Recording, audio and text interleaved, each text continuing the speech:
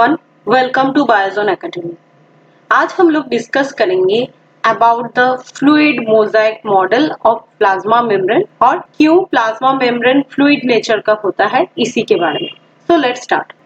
जो most accepted model होता है फॉर द प्लाज्मा मेम्ब्रेन वो प्रपोज किए थे दो अमेरिकन बायोलॉजिस्ट जिनका नाम है निकलसन एंड सिंगर, वो भी 1972 में। ये था सबसे most accepted model for the plasma membrane और उन्होंने क्या बताए थे कि प्लाज्मा मेम्ब्रेन फ्लूइड नेचर का होता है और क्या बताने की कोशिश किए थे कि plasma membrane shows the fluid mosaic model. अब ये फ्लूइड मोजाइक मॉडल का मतलब क्या है? आई होप मोजाइक स्ट्रक्चर आप सभी को पता होगा, फिर भी हम एक बार आपको मोजाइक स्ट्रक्चर दिखाते हैं। ये है एक मोजाइक फ्लोर जहां पे आप देख पा रहे हैं कि व्हाइट कलर का बैकग्राउंड के ऊपर कुछ ब्लैक ब्लैक कलर का और ब्लैक कलर का बैकग्राउंड के ऊपर व्हाइट कलर का, तो ये कुछ स्ट्रक्चर जिसको हम लोग क्या बोलते हैं, मोजाइक स्ट्रक्चर। ठीक है, तो प्लाज्मा मेम्ब्रेन को फ्लूइड मोजाइक बोलने का कारण क्या था, इसके लिए आपको एक बार प्लाज्मा मेम्ब्रेन का स्ट्रक्चर भी देखना पड़ेगा। जैसे कि मैं यहाँ पे एक GIF आपको शो कर रही हूँ। क्या आप देख पा रहे हैं कि ये जो ब्लू कलर का जितना भी स्ट्रक्चर यहाँ पे दिख रहा है, सबके पास एक मूवमेंट है। तो ये ब्लू कलर का स्ट्रक्चर क्या हो जाता है, फॉस्फोलिपिड लेयर। ठीक है, और ये जो रेड वाला, ब्लू, यहाँ पे डार्क ब्लू वाला, यहाँ पे कुछ ग्रीन वाला स्ट्रक्चर, ये सारे हो जाते हैं प्रोटीन स्ट्रक्चर। तो आपको भी ऐसा ही लग रहा होगा कि एक फ्लूइड के ऊपर कुछ मोजाइक जैसा स्ट्रक्चर। यहाँ पे फ्लूइड नेचर कौन शो कर रहा है, दैट इज द जो लिपिड लेयर है, जो फॉस्फोलिपिड लेयर है, और उसके ऊपर मोजाइक स्ट्रक्चर जो कि यहाँ पे दिख रहा है जैसे कि प्रोटीन स्ट्रक्चर। तो इसीलिए प्लाज्मा मेम्ब्रेन का जो मॉडल होता है उसी को फ्लूइड मोजाइक मॉडल बोला गया था। तो ये जो GIF है, यहाँ पे अच्छे से अगर आप गौर करेंगे तो देख पा रहे हैं कि जितना भी प्रोटीन मॉलिक्यूल है, लिपिड मॉलिक्यूल है, सभी में अपने ही आप एक क्या है, एक मूवमेंट है, एक मोशन है। ठीक है, नेक्स्ट, प्लाज्मा मेम्ब्रेन को बोला गया था कि ये है quasi fluid in nature. Quasi fluid मतलब क्या है कि जेली लाइक अपीयरेंस है इसके पास, जेली लाइक अपीयरेंस। और प्लाज्मा मेम्ब्रेन क्यों फ्लूइड नेचर का है ये भी हम लोग GIF के थ्रू देखें। और ये आपको पता है from my previous lecture video कि जो प्लाज्मा मेम्ब्रेन है इसमें मेजर जो दो कंपोनेंट होता है, एक होता है प्रोटीन और एक हो जाता है लिपिड। ये दोनों ही कंपोनेंट प्लाज्मा मेम्ब्रेन में मेजरली प्रेजेंट रहता है, ऑल्दो कार्बोहाइड्रेट्स भी रहता है। लेकिन ये जो प्रोटीन एंड लिपिड्स है प्लाज्मा मेम्ब्रेन के ऊपर, ये प्रोटीन एंड लिपिड्स कुछ रोटेशन, कुछ मूवमेंट शो कर रहा था। जब GIF में भी हम लोग देखे तो वो मूवमेंट शो कर रहा था। फॉस्फोलिपिड भी अपने ही आप एक मूवमेंट शो कर रहा था एंड प्रोटीन भी। जैसे कि आप लोग यहाँ पे देख पा रहे हैं कि यहाँ पे देखिए phospholipid molecule and protein molecule सारे क्या कर रहा है, एक मूवमेंट शो कर रहा है। कोई साइड वे मूवमेंट शो कर रहा है, कोई एक ही जगह में रह के मूवमेंट शो कर रहा है। तो ये कुछ movement protein and lipid show करता है। अकॉर्डिंग टू दिस, NCERT में क्या लिखा हुआ है कि an improved model of structure of cell membrane was proposed by Singer and Nicholson 1972।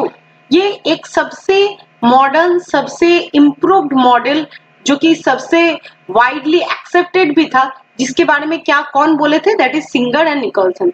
वो मॉडल कौन सा था, fluid mosaic model of plasma membrane. According to this, the quasi fluid nature of the lipid enables the lateral movement of protein। Jelly like appearance show करता है कौन, lipid, जिसमें protein molecule क्या करता है, लैटरल मूवमेंट शो करता है। अभी हम लोग GIF में भी देखें। Within the overall bilayer, this ability to move within the membrane is measured by the fluidity। वो मूव कर सकता है। अब बाइलेयर में प्रोटीन लिपिड्स सब क्या शो करता है, दैट इज मूवमेंट शो करता है। इस सारे फेनोमेनन को क्या बोला जाता है, फ्लूइडिटी नेचर।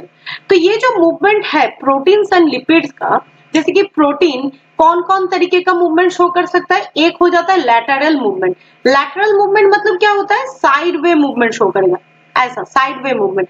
और एक मूवमेंट क्या शो करता है, that is rotational movement. Rotational मतलब एक ही जगह में स्थिर रहेगा और वहां पे क्या होगा, एक मूवमेंट शो करेगा, इसको क्या बोलेंगे, रोटेशनल मूवमेंट।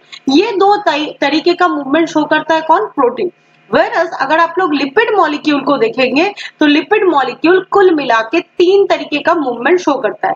एक हो जाता है रोटेशनल मतलब घूमता फिरता हुआ मूवमेंट, एक हो जाता है क्या, दैट इज लैटरल मतलब साइड वे मूवमेंट, और एक क्या होता है फ्लिप फ्लॉप मूवमेंट। ये फ्लिप फ्लॉप मूवमेंट क्या होता है हम लोग डिस्कस करेंगे। तो यहाँ पे हम लोग डिस्कस करेंगे और समझने की कोशिश करेंगे कि कैसे और कौन कौन सा तरीके का मूवमेंट शो करता है प्रोटीन एंड लिपिड।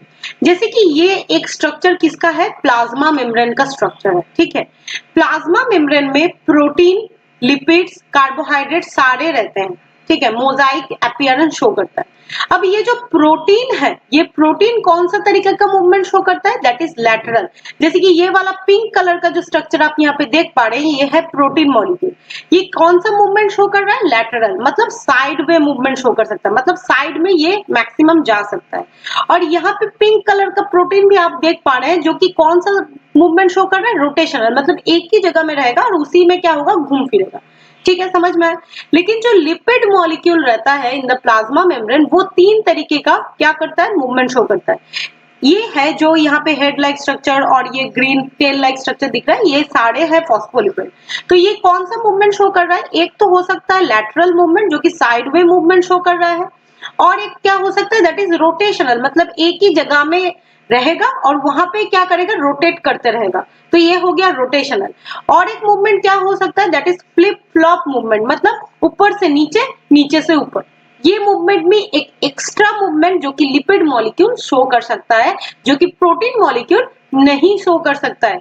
क्या आपको ये कंसेप्ट समझ में आया कि मूवमेंट क्या होता है प्लाज्मा मेम्ब्रेन के ऊपर। नेक्स्ट अभी हम लोग डिस्कस करेंगे अबाउट द प्रोटीन्स जो कि प्लाज्मा मेम्ब्रेन में रहता है। ठीक है, अब प्लाज्मा मेम्ब्रेन का अगर स्ट्रक्चर आप यहाँ पे देख पा रहे हैं, तो यहाँ पे कुछ प्रोटीन्स रहता है, और एनसीईआरटी का पिक्चर भी हम लोग यहाँ पे जिक्र करेंगे। ये है एनसीईआरटी का पिक्चर, जहां पे आप लोग देख पा रहे हैं कि प्रोटीन स्ट्रक्चर ये हो जाता है इंटीग्रल प्रोटीन, और कुछ प्रोटीन आउटर साइड में रहता है, इसको क्या बोला जाता है, पेरिफेरल प्रोटीन। ये जो प्रोटीन का दो कैटेगरी हो जाता है, एक होता है इंटीग्रल और एक होता है पेरिफेरल। क्यों इसको ऐसा नामकरण किया गया है, इसी के बारे में अभी हम लोग समझेंगे। तो क्या बोला गया है, depending on the ease of extraction. Ease of extraction मतलब कितना इजीएस्ट वे में आप प्रोटीन को एक्सट्रैक्ट कर पाओगे फ्रॉम द प्लाज्मा मेम्ब्रेन, इसी के ऊपर डिपेंड करके प्रोटीन को क्लासिफाई किया गया था। ठीक है, और ये जो क्लासिफिकेशन था ये दो कैटेगरी का था। एक था इंटीग्रल प्रोटीन, जैसे कि ये वाले पिक्चर में आप लोग देख पा रहे हैं, जो इंटीग्रल प्रोटीन है, ये इंटीग्रल प्रोटीन पूरा धसा हुआ है with in the plasma membrane, completely embedded है। और जो ये लैटरल प्रोटीन और जिसको हम लोग पेरिफेरल प्रोटीन भी बोल सकते हैं, ये क्या है, एकदम साइड में प्रेजेंट है। तो थ्रू द कॉमन सेंस हम लोग ये बोल सकते हैं कि जो इंटीग्रल प्रोटीन है कंप्लीटली एम्बेडेड है, तो इसको एक्सट्रैक्ट करना फ्रॉम द प्लाज्मा मेम्ब्रेन ये बहुत ज्यादा डिफिकल्ट प्रोसेस हो जाएगा। रादर की जो पेरिफेरल और लैटरल प्रोटीन है, इसको आप इजीली एक्सट्रैक्ट कर सकते हो क्योंकि ये साइड में प्रेजेंट है, टोटली एम्बेडेड नहीं है। तो कितना इजीएस्ट तरीके से आप इसको एक्सट्रैक्ट कर पाए, उसी के ऊपर डिपेंड करके प्रोटीन को हम लोग दो कैटेगरी में डिवाइड कर सकते हैं। एक हो जाता है इंटीग्रल प्रोटीन, जो कि ये वाला प्रोटीन है। ये क्या है, embedded in the whole membrane. ये होल मेम्ब्रेन को क्या करके रखा है, एम्बेड करके रखा है। और ये डिफिकल्ट टू एक्सट्रैक्शन, इसको बहुत ज्यादा डिफिकल्टी है, इसको कैसे आप एक्सट्रैक्ट करोगे, डिफिकल्ट तरीके से एक्सट्रैक्ट करना पड़ेगा। वेयर एज जो लैटरल प्रोटीन और पेरिफेरल प्रोटीन होता है, ये लोकेट करता है ऑन द आउटर और inner side, inner part of the phospholipid layer. Outer side में भी रह सकता है, इनर पार्ट में भी रह सकता है, जिसको आप इजीली क्या कर सकते हो, एक्सट्रैक्ट कर सकते हो फ्रॉम द मेम्ब्रेन। तो ये हो जाता है तो दो कैटेगरी का protein. Peripheral protein lie on the surface of the membrane, exactly peripheral protein lie on the surface, बाहरी साइड में है। Whereas the integral protein को अगर हम लोग देखेंगे, ये पार्शियली और टोटली बरीड रहता है with in the plasma membrane. तो जिसको एक्सट्रैक्ट करने के लिए बहुत ज्यादा टीडियस प्रोसेस को आपको अपनाना पड़ेगा। तो ये हो जाता है दो category of protein. So I hope इतने दूर तक प्लाज्मा मेम्ब्रेन का फ्लूइडिटी नेचर, प्रोटीन का क्लासिफिकेशन, नेचर ऑफ मूवमेंट के बारे में आपको समझ में आया होगा। अगर वीडियो लेक्चर हेल्पफुल रहे, please do subscribe to my channel. Thank you so much.